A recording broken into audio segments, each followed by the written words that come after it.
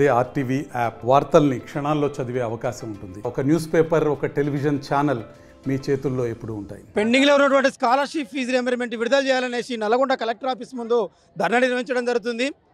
ఇప్పటికైనా రాష్ట్ర ప్రభుత్వం కళ్ళు తెరవాల్సిన పరిస్థితి ఉంది. మార్పు రావాలి, కాంగ్రెస్ రావాలంటే నిజంగానే మార్పు వచ్చింది. స్కాలర్షిప్ను ఎగ్గొడటానికే ఈ రాష్ట్ర ప్రభుత్వం కంకణ కట్టుకుందనేసి ఈ క్లుప్తం కనబడుతుంది. పెండింగ్లో ఉన్నటువంటి 8,159 కోట్ల పెండింగ్ స్కాలర్షిప్ విడుదల చేయకపోక ఈ గత సంవత్సరంతో పాటుగా ఈ సంవత్సరంలో అడ్మిషన్ అయినటువంటి విద్యార్థి దగ్గర నుంచి స్కాలర్షిప్లు తర్వాత వేస్తామనేసి బ్యాంకులలో వేస్తామనేసి ఇప్పుడు ప్రభుత్వ కళాశాలలు కానీ ప్రైవేట్ కళాశాలలో కూడా ఫీజులు కట్టాలనేసి విద్యార్థుల తల్లిదండ్రులని ముక్కు పిండి వసూలు చేస్తున్నటువంటి పరిస్థితి. ఇప్పటికైనా కళ్ళు తెరిచి విద్యాశాఖ మంత్రిని నియమించి విద్యా పరిరక్షణ కోసం విద్యాశాఖ సమీక్ష చేసి విద్యార్థుల హక్కుల కోసం మేము మాట్లాడుతున్నటువంటి విద్యారంగ సమస్యలు పరిష్కరించకపోతే ఎస్ఎఫ్ఐ భవిష్యత్తులో మీ ఎమ్మెల్యేలను ఉంటగట్ట మంత్రులని ఎమ్మెల్యేని అడ్డుకుంటామనేసి ఎస్ఎఫ్ఐకి హెచ్చరిస్తున్నాం. భారత విద్యార్థి ఫెడరేషన్ ఎస్ఎఫ్ఐ తెలంగాణ రాష్ట్ర కమిటీ పిలుపులో భాగంగా నల్గొండ జిల్లా కలెక్టరేట్ కార్యాలయాన్ని ముట్టడించనున్నది. యొక్క కలెక్టరేట్ ముఖ్య ఉద్దేశం తెలంగాణ రాష్ట్ర వ్యాప్తంగా రాష్ట్రంలో కాంగ్రెస్ రావాలి, మార్పు రావాలని చెప్పేసి ఎన్నికలలో ఊకదంపుడు ఉపన్యాసాలు ఇచ్చిన ముఖ్యమంత్రి మాటలు కోటలు దాటుతున్నాయి తప్ప ఆచరణ గడపదాటిన పరిస్థితి ఉన్నది. ఇవాళ రాష్ట్రంలో విద్యారంగాన్ని పూర్తిగా నిర్వీర్యం చేయడం కోసం తెలంగాణలో కాంగ్రెస్ ప్రభుత్వం కంకణ కట్టుకుందని చెప్పేసి స్పష్టంగా చెప్పదలుచుకున్నాం. ఎందుకోసం అంటే తెలంగాణ రాష్ట్రంలో కాంగ్రెస్ ప్రభుత్వం అధికారంలోకి వచ్చిన తర్వాత విద్యార్థుల స్కాలర్షిప్లు మొత్తం ఒకే విడతలో విడుదల చేస్తామన్న ముఖ్యమంత్రి ఇవాళ ముఖ్యమంత్రి సీట్ ఎక్కిన తర్వాత నిద్రపోతుందని చెప్పేసి ఈ రాష్ట్ర ముఖ్యమంత్రికి సిగ్గుందా అని చెప్పేసి ఎస్ఎఫ్ఐగా మేము ప్రశ్నించడం జరుగుతుంది. ఎందుకు ముఖ్యమంత్రికి సిగ్గుందా అంటున్నామంటే ఇవాళ తెలంగాణ రాష్ట్రంలో బెస్ట్ అవైలబుల్ స్కూల్ విద్యార్థులకు బిల్లులు విడుదల చేయట్లేదు. అదేవిధంగా ఎస్సీ, ఎస్టీ, బీసీ హాస్టళ్లలో చదువుకుంటున్న విద్యార్థుల పరిస్థితి వానొస్తే వలవల గాలొస్తే కలగలన్న రీతిలో ఉన్నది. హాస్టల్ విద్యార్థులకు మెస్ బకాయిలు పోయిన నవంబర్ నుంచి ఇప్పటి వరకు సెప్టెంబర్ వరకు విడుదల చేయకపోతే హాస్టళ్లలో ఉండే విద్యార్థులు కడుపు నిండా భోజనం ఏ విధంగా చేస్తారో తెలంగాణలో ఉన్న ముఖ్యమంత్రి, మీ మంత్రులు, కాంగ్రెస్ మంత్రులు సమాధానం చెప్పాలని చెప్పేసి ఎస్ఎఫ్ఐగా మేము డిమాండ్ చేయడం జరుగుతుంది.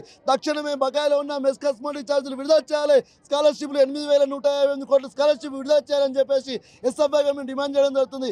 ఇది మాత్రం ఇవాళ చేస్తే రాష్ట్ర వ్యాప్తంగా చేస్తే కలెక్టరేట్లు ఇది కేవలం ఆరంభం మాత్రమే.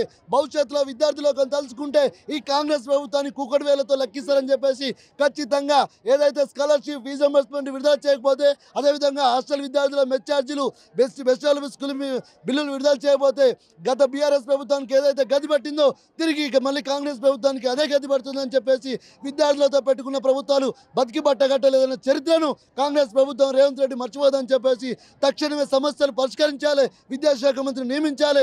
గురుకులాలలో అద్దె భవనాలు ఉన్న వాటికి సొంత భవనాలు నిర్మించాలి. ఇవాళ గురుకులాలలో విద్యార్థులకు ఫుడ్ పాయిజన్ అయ్యే విద్యార్థులు పిట్టల్లో రాలిపోతుంటే కనీసం సమీక్ష చేయడానికి ముఖ్యమంత్రికి టైం లేనటువంటి పరిస్థితి ఉన్నది. కాబట్టి ఈ అన్ని సమస్యలు పరిష్కరించాలంటే ఖచ్చితంగా తెలంగాణ రాష్ట్రంలో విద్యాశాఖ మంత్రి నియమించాలని చెప్పేసి ఈ విద్యారంగ సమస్యల పరిష్కారం కోసం భారత విద్యార్థి ఫెడరేషన్ ఎస్ఎఫ్ఐ నిరంతరం పోరాటం చేస్తుందని చెప్పేసి తెలియజేస్తూ ఈ యొక్క అవకాశం ఇచ్చే మీ అందరూ ధన్యవాదాలు మిత్రులారా. జిల్లాలో విద్యార్థి లోకం మొత్తం కూడా రోడ్ల మీదకి రావడం జరిగింది. ఎందుకు రోడ్ల మీదకి వచ్చారు? ఈ ప్రభుత్వానికి కనీస సోయి ఉన్నదా? ఈ ప్రభుత్వం విద్య మీద ఖర్చు పెట్టాల్సిన డబ్బులు విడుదల చేస్తున్నదా? అంటే విద్యార్థుల యొక్క భవిష్యత్తును గాలికి వదిలేసిన పరిస్థితి కనిపిస్తూ ఉన్నది.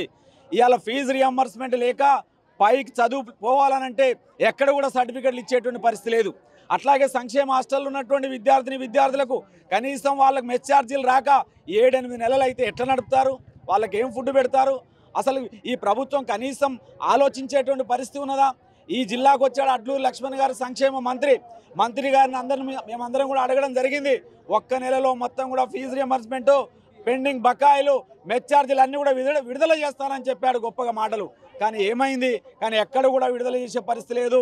మొత్తం కూడా విద్యార్థుల జీవితాలతో ఆటలాడుకుంటున్నారు. ఇప్పటికైనా వెంటనే 8,000 కోట్ల రూపాయలు ఏదైతే పెండింగ్లో ఉన్నాయో విడుదల చేయాలని చెప్పి డిమాండ్ చేస్తా ఉన్నాం. విద్యార్థులకు స్కాలర్షిప్లు రాక 4 సంవత్సరాలు అవుతుంది. 4 సంవత్సరాల నుంచి గత ప్రభుత్వం అదేవిధంగా విద్యార్థులని మొండి చేయి చూపింది. ఈరోజు కూడా అదేవిధంగా కాంగ్రెస్ ప్రభుత్వం అధికారానికి వచ్చి 2 సంవత్సరాలు అయినా కూడా విద్యార్థులకు స్కాలర్షిప్ ఇవ్వడం లేదు. స్కాలర్షిప్ అనేది విద్యార్థుల హక్కు. ఇది ప్రభుత్వం ఇచ్చే భిక్ష కాదు కనుక స్కాలర్షిప్ వెంటనే విడుదల చేయాలని చెప్పి ఈరోజు పెద్ద ఎత్తున నల్గొండ కలెక్టరేట్ మీద ఎస్ఎఫ్ఐ చేసిన కలెక్టరేట్ ధర్నాకు డివైఎఫ్ఐగా సంపూర్ణ మద్దతు ఇవ్వడం జరుగుతుంది. వెంటనే స్కాలర్షిప్లు ఇవ్వాలి. ఎందుకంటే పేద విద్యార్థులు చదువు ముందు కొనసాగే పరిస్థితి లేదు కనుక స్కాలర్షిప్లు ఇవ్వాల్సిన అవసరం ఉంది. లేని ఏడల ఈ విద్యార్థి లోకం అంతా కూడా అసెంబ్లీని ముట్టడించి అయినా సరే స్కాలర్షిప్ సాధించడం జరుగుతుంది. అదేవిధంగా చూసినట్టయితే ఈ రోజు చూసినట్టయితే ఈ విద్యాశాఖ మంత్రి లేకపోవడం వల్ల ప్రభుత్వంలో చూసినట్టయితే విద్యను మొత్తం కూడా సమీక్ష చేసే పరిస్థితి లేదు. ఈరోజు విద్యారంగంలో అనేక సమస్యలు ఉన్నాయి కనుక ఆ సమస్యలన్నింటినీ కూడా పరిశీలించాలని చెప్పి ఈ సందర్భంగా తెలియజేయడం జరుగుతుంది. తెలుగులో న్యూస్ కి ఫాస్టెస్ట్ యాప్ ఇప్పుడు టోటల్లీ న్యూ అవతార్లో జస్ట్ 5 సెకండ్స్ లో కంప్లీట్ న్యూస్. సోషల్ మీడియాలో ట్రెండ్స్ కి one stop solution live TV app voice search option తో ఇప్పుడే డౌన్లోడ్ చేయండి లేదా అప్డేట్ అయిపోండి. యాప్ లింక్ డిస్క్రిప్షన్ లో ఉంది.